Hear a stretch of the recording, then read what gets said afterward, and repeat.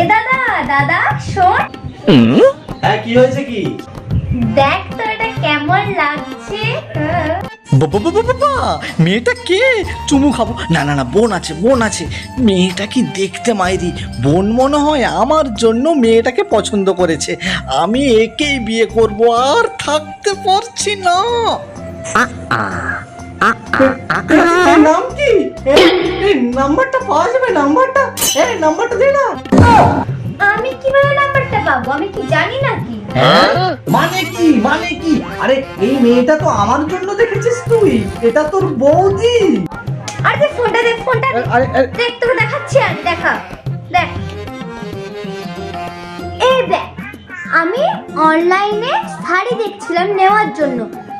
বৌদি নেবে বৌদি। আমার কোনো গার্লফ্রেন্ড নেই।